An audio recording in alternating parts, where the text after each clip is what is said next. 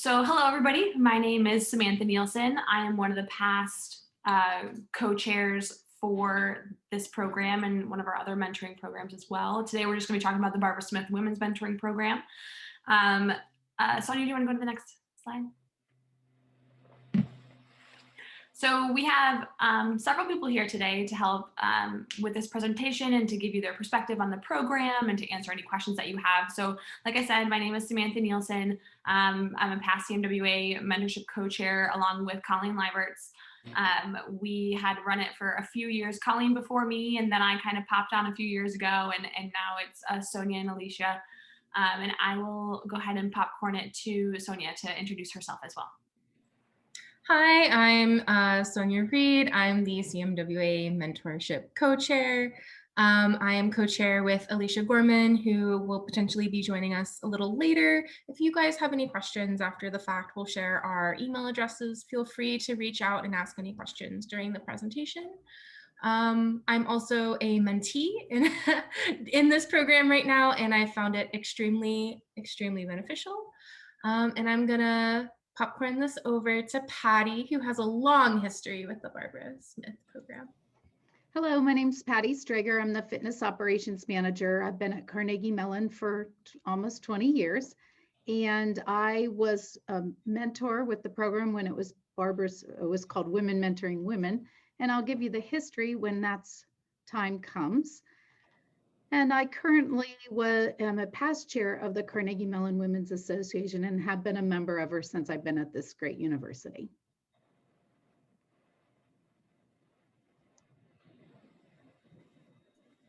Shanta.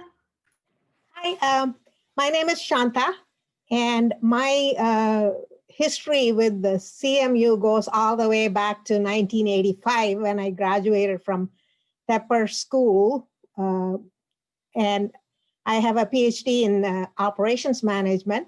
And after having worked in the industry for a long time and co-founding a company, I retired at the end of 2016 and came back to CMU, to the Silicon Valley campus, to be a mentor and a project guide. And I got involved in this mentoring program just by chance. I sent my application, so to speak, of saying I would like to be a mentor in this program. And probably I'm the only remote mentor in this program. I could be wrong. And with this COVID, we all have become remote. So I can offer you a lot of perspectives on online mentoring. I mentor quite extensively. I mentor my alma mater, the undergraduate alma mater back in India. I mentor a lot of students there. I mentor in the Society of Women Engineers program for mentoring. So I have extensive mentoring experience, and I'm glad to be part of this. Back to you, Sonia. Okay, so we'll go ahead and go forward, Sonia. Thank you. So the Carnegie Mellon Women's Association, the main mission of that group is to really connect women with women on campus. There are faculty and staff in the program. This Barbara Smith is specifically for staff-to-staff interactions and staff-to-staff mentoring. You can see the current board there as well, and they're still, I'm sure you're getting emails from them about events that are happening and remote networking opportunities. And if you aren't getting those, that kind of segues into my next kind of point is, in order to be a part of this program, we ask that you are a member of the CMWA. There's no longer a required fee in order to do that, but we do ask that you contribute around $20 because that goes towards our excuse me, that goes towards our scholarship program. So we have a scholarship program. Last year, we had 7 recipients, and they each got $1,500, which is wonderful. And these women are doing spectacular things. We hold like an award ceremony, more or less, for them as well. And we get to hear about what they're doing and what their aspirations are. And it's just a wonderful way to give back to students on campus as faculty and staff, as the CMWA members. So we definitely recommend that you join our program or our organization. I'm trying to multitask. Here is the link to be able to learn more about membership if you would like to do that. There's also the link to fill out the form to become a member, and you can also donate as well at that point. So feel free to check that out, read more about membership, and then we can kind of pull you into this program as well. So the mentorship program that CMWA sponsors right now is the Barbara Smith Women's Mentoring Program. This is you might have also heard of the mentee program that is a little bit of a hiatus as the sororities try to reconfigure how they would like to engage with us. So if that's a program that you're interested in, I'd be happy to talk more about that offline, but today is just going to be about Barbara Smith. And it's designed to facilitate supportive relationships by matching, like I said before, women staff members with other staff members. So a lot of the reasons that people get into this program are to talk about or find guidance on career aspirations, learn about educational opportunities and other job related issues. Just kind of have a sounding board with someone is always helpful. And this, among many other things, are the types of things that you can expect to have conversations with your mentor or mentee about throughout the program. And of course, as your relationship develops, so many other things are going to be kind of pulled into those discussions as well. So I'm going to pull in Patty for a little bit of a history lesson about the program and just kind of run us through where we came from and how we got to where we are. So on the website for the CMWA about the Barbara Smith Women's Mentoring Women's Program, you can read about the history, but I just want to give you a little bit about the basics. So it started in 1994, and Barbara Smith was the director of HR at the time.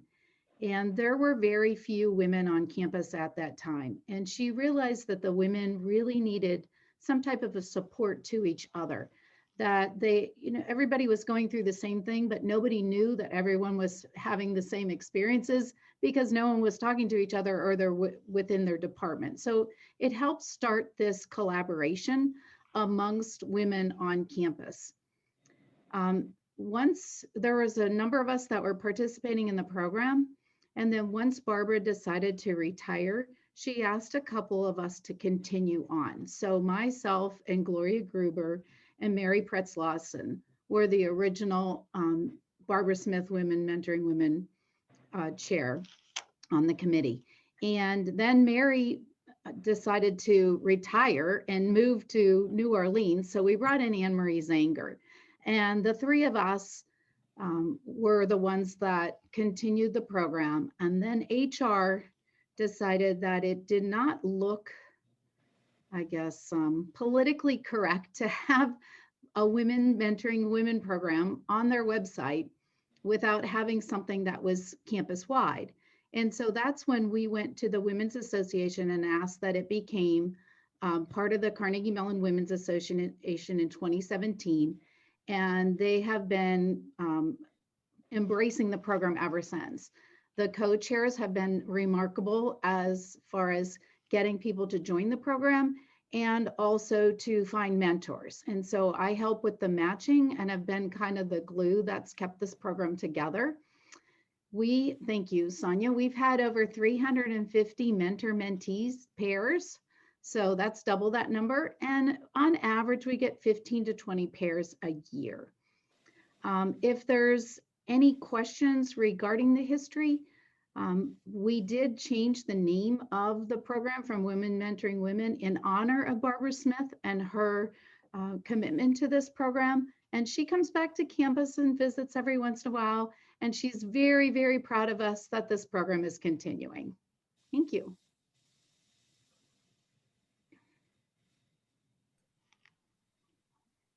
Okay, so we'll move into learn a little bit more about who is a typical mentor, and then we'll cycle into who is a mentee. And again, this could change depending on your personal relationships with your mentor or mentee, but this is just kind of like an initial guideline of what we see as helping kind of position the relationship at the beginning. So again, it's open to CMWA members, staff members who are wanting to meet more people or find a support system at CMU. Maybe you're new to CMU, maybe you're new in your role at CMU, maybe you've been here for a while and you just want to talk to a new face. That's perfectly fine too. But it's about expanding your network and finding that support.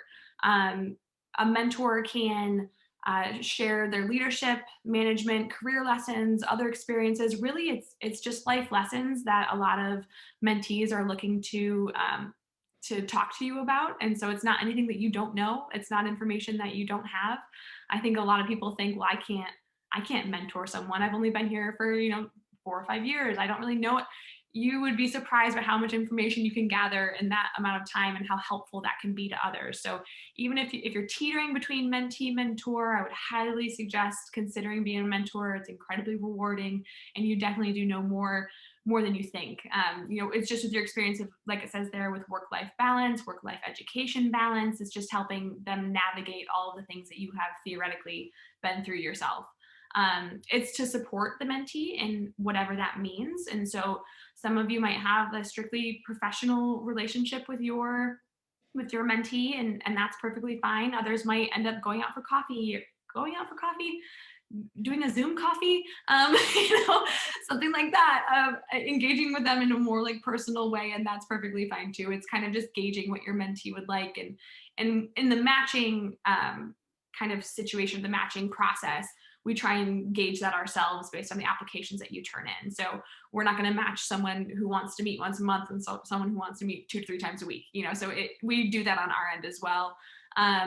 Most mentors have worked for at least 2 years. Usually going through a couple of years, a few cycles at CMU is what it takes to kind of learn who you are at CMU and to help other people find themselves as well. And then just sharing your understanding of the CMU culture. It really is, like I said before, it's all things that you know. It's just kind of creating those responses and helping someone else figure that out for themselves.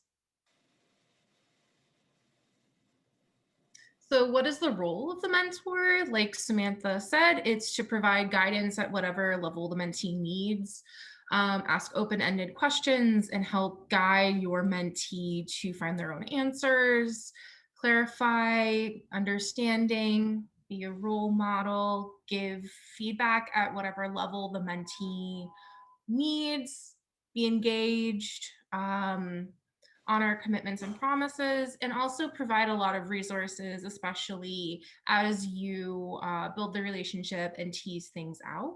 And I'm going to pass it on to Shantha, who is actually my mentor in the current Barbara Smith mentoring program, to talk more about her extensive experience as a mentor and her role here at CMU. Thank you, Sonia. I think as a mentor, you really have to be very open. You really don't know what the mentee wants when you start the relationship. And it's so important to ask questions. What do you expect from this relationship? First few meetings will be about exploring and understanding what the mentee has in mind in terms of what is expected.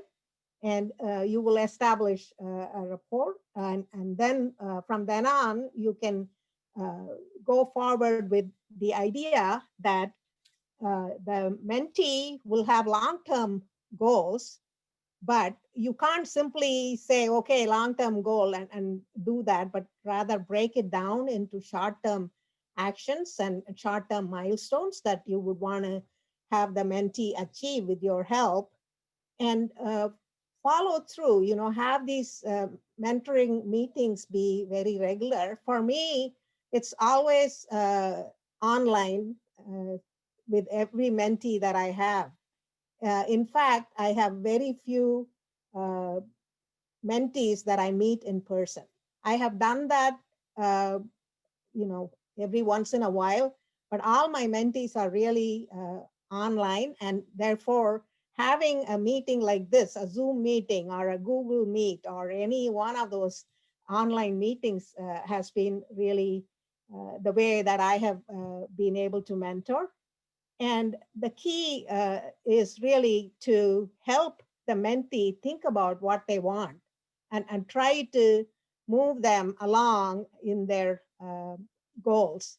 And in this, you also have to kind of ask them, what are your priorities? Because sometimes the mentees may have a lot of things that they want to do, but then you really have to help them in terms of how do you prioritize, how do you focus, and then you have to remember that the mentoring relationship doesn't end with that one meeting you may have every week or every 2 weeks, but you kind of have this mentee in your mind all the time. If you come across something that you think will be helpful to the mentee, pass it along. Ask them if there is other things, if you want, you would want to explore. So you send them something and say, hey, do you think this is applicable to you? And do you want anything more? So to me, mentoring relationship is all about adopting this person as if I'm old now, I'm 71 years old. So for me, it's almost like I adopt this person as my child and see that they get the best they can from me. So I kind of see that as the role of the mentor. Thank you, Shantha. And I know that Patty always has a very good piece of advice for mentees, and that's to write down everything you do. She was sharing that with us earlier. So go ahead, Patty. So what happens is a lot of times your supervisor might not know what all that you are doing. I know that they have a high level view, but maybe someone asks you to do something in addition to your responsibilities. So my recommendation to the mentees is to just start writing down what you're doing and keep a list of that so that when you go through and have your performance review, you have that list of your accomplishments and all the tasks that you're working on at your fingertips, and you can speak to those, and they may not realize the additional responsibilities that you've taken on. We all know other duties as assigned is in our list of things that are requirements. And sometimes those other duties, when someone leaves a university, become ours, and then they never go back to another person. So they might not realize that you're still doing that. Or they may realize you're still doing that, but it's not part of your job description. So with the strategic plan, HR is rewriting a lot of the job descriptions, and it might be a good time for you to put some of those extra added skills that you have into that. Very good point, Patty. I want to add to it. During all my years leading engineering organizations, I have always told my team they should every week, at the end of the week, note down what they accomplished. And they fall into buckets. They fall into what did I plan and did I achieve that? What did I not plan and had to take on because it just fell into my lap? And what did I plan and I did not accomplish? Why didn't I not accomplish? And what do I plan to do next week? And this kind of becomes, if you keep a journal like this and keep sharing it with your supervisor, it becomes extremely easy when you get to the performance review to say, okay, here are the things that I have done. And it's also kind of, something that will tell you and have you celebrate, yes, I have done all these things, and give you that motivation to keep going forward. So thank you for saying that, Patty. I think that's very important. Thank you, Patty and Shantha. That's some great advice.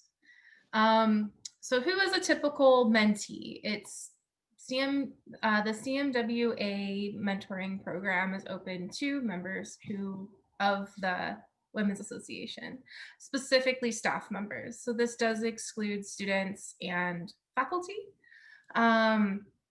General mentees are seeking tips on their career path, either through advancement, changing trajectory, finding what within their domain they want to pursue for professional development. They want a trusting relationship with their mentors. They want to build a lasting relationship and get advice from someone they respect and look up to. They may be looking to gain leadership skills or a balance between family, education, and work challenges, which I'm sure we are all facing right now, even, 7 or 8 months into quarantine, finding the balance working from home, maybe going back to school because it's an opportunity, trying to find where you can keep moving forward. Maybe you need some advice for that, some advice or some help planning strategies in your next steps as we enter a new year. Most mentees have been at CMU for less than 2 years. and some are new to the Pittsburgh area as well as the CMU community. So I will say I have been in different roles at CMU for about 5 years, but I was in my current position for a little longer than I wanted to be, and I entered the mentoring program in order to find new career trajectories myself. So the role of the mentee, a lot of the mentorship progression, it will fall on you. So the mentor is a guide and the mentee is there to do the work with that guidance. So you identify and share skills, knowledge, or goals that you want to achieve. You track things, you ask for specific advice, and you do lean on your mentor, but it is also the mentee's responsibility or my responsibility to work with my mentor and outside of our meeting sessions. So there's a tracking element to it. There's also just a lot of like thinking to it and stick to itiveness. So when you set a goal, be engaged and honor commitments both to your mentor and to yourself as a mentee. When you're meeting with your mentor, use active listening skills to have discussions.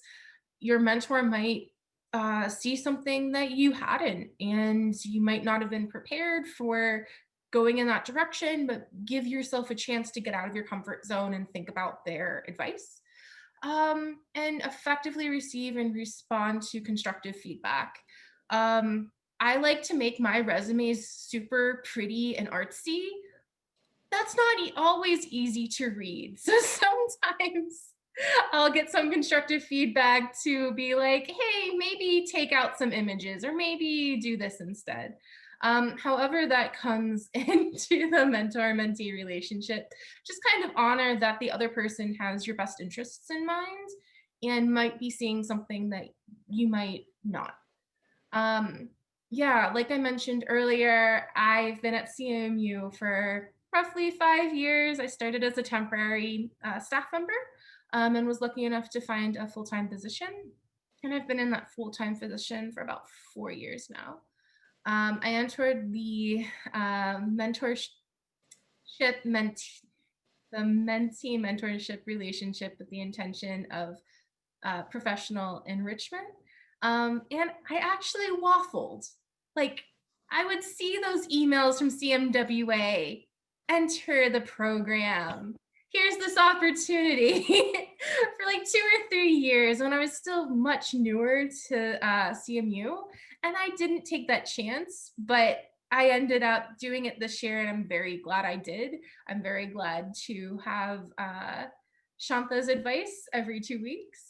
And I'm very glad to have, as I end, it's usually a calendar year. So we're ending the tenure of I'm ending my tenure as a mentee, and I've grown a lot in that time. So I really recommend this experience to everyone just because it's been such a great experience for me personally. So what can you expect from a mentoring relationship?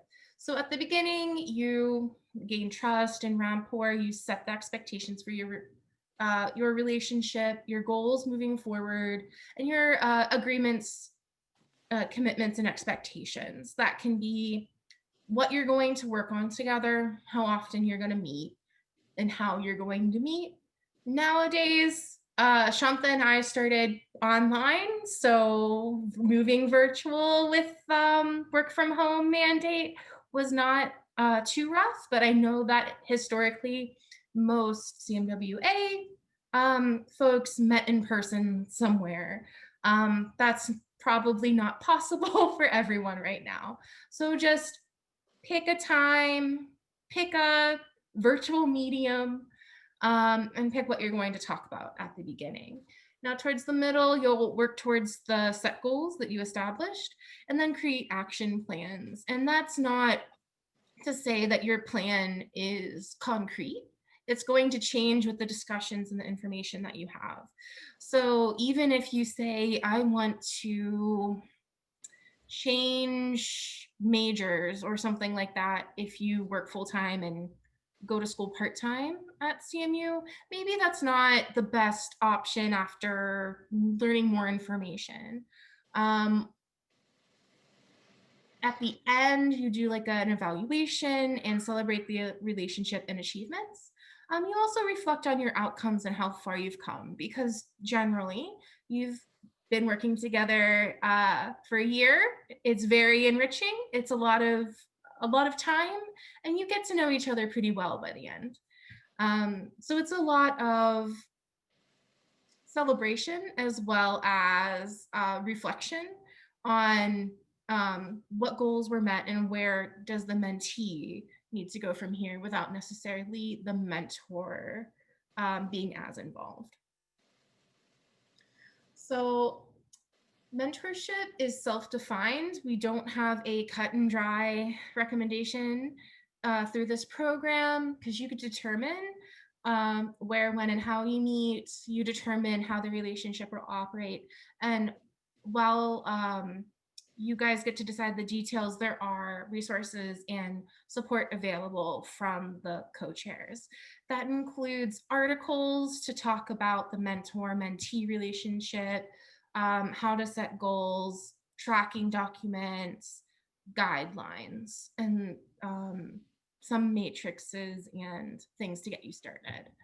So there was one big difference between past programs to this year, and that was adapting to mentoring virtually.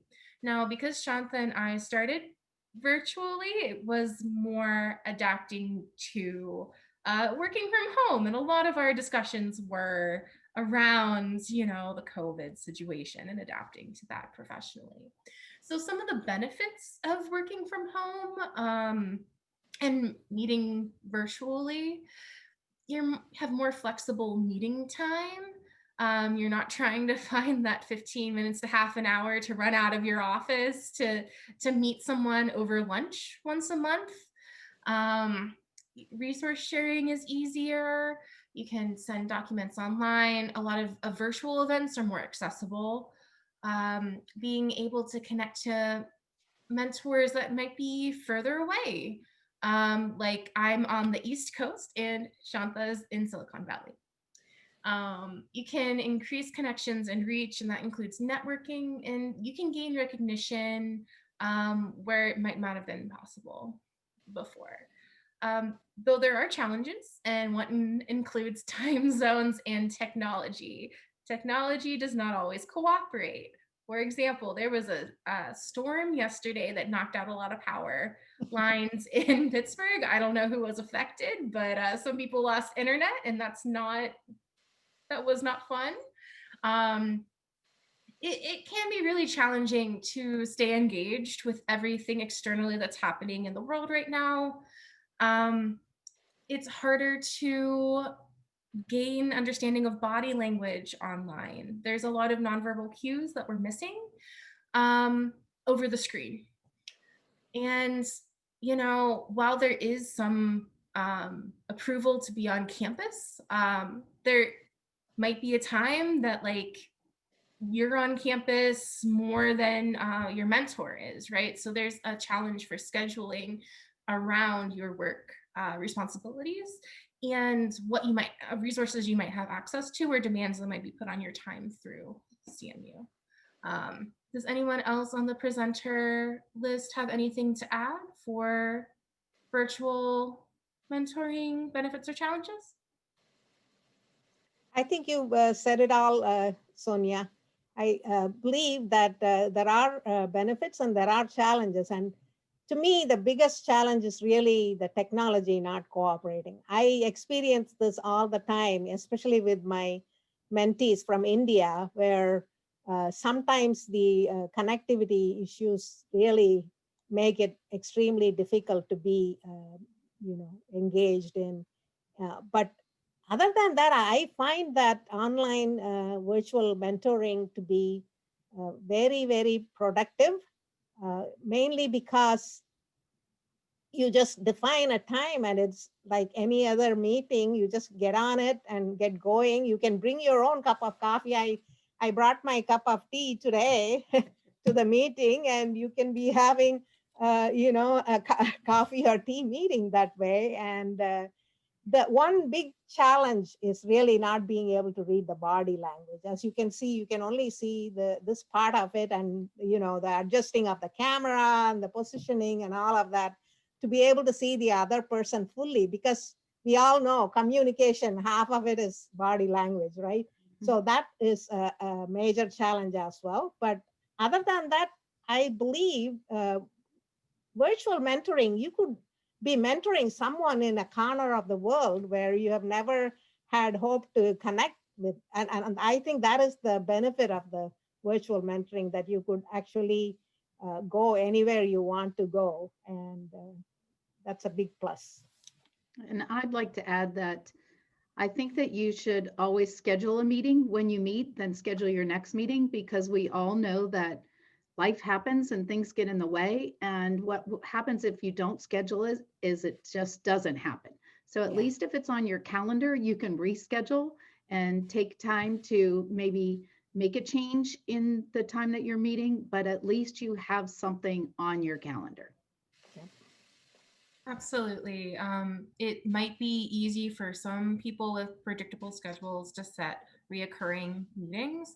It might be harder for people who have more variable schedules, especially if they're student facing, or if they have other responsibilities that change from week to week. So thank you, Patty and Shanta, for giving us that advice. So the applications are opening today, right after this session is over. They are Google Forms that are, I believe, already linked on the website, but I will double check, and I will also drop those links in the chat after this. So if you are interested, please sign up to be a mentor. Please sign up to be mentored. We would love to have you in this program. As for the timeline, it's usually starts at the beginning of next year, but we're pushing it up just a little bit to get folks connected before we go away for the winter break. So applications open today, and then they close the Friday before Thanksgiving week, which is November 20th. Mentor pairs will be announced December 7th, and then we will have a kickoff event sometime in February once the students are settled. Look for an email about that from the CMWA alias closer to that time. And that'll just kind of be more of a networking meet and greet sort of thing. When the mentor pairs are announced, you will be connected with the other part of your mentor-mentee pair. And I will now open the floor for questions, comments, feedback. Can I add something real quick, Sonia? Is that when we match somebody, we are very careful not to match within the same department.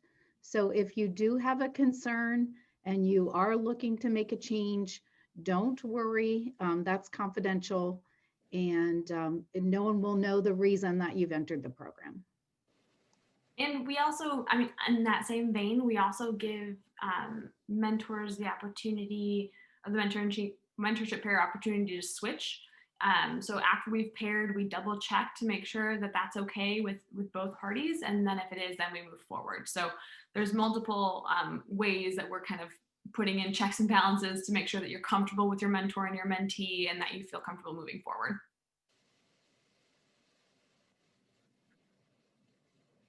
Thanks for that follow-up. Are there any questions? I'm not able to see the chat as I'm presenting. I can monitor that. Yeah, feel free to type it out, or just raise a hand, or just unmute yourself and start with any questions that you have.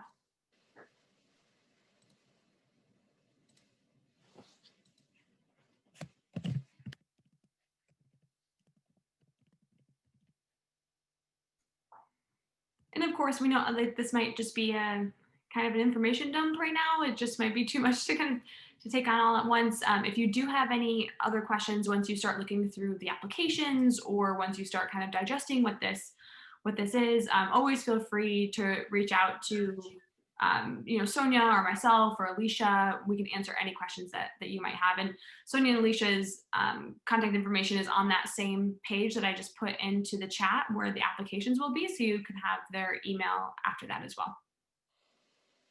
we're really glad to have had you join us, and I'll stick around for another couple minutes if anyone does want to DM folks and doesn't necessarily want to unmute and talk in front of everyone.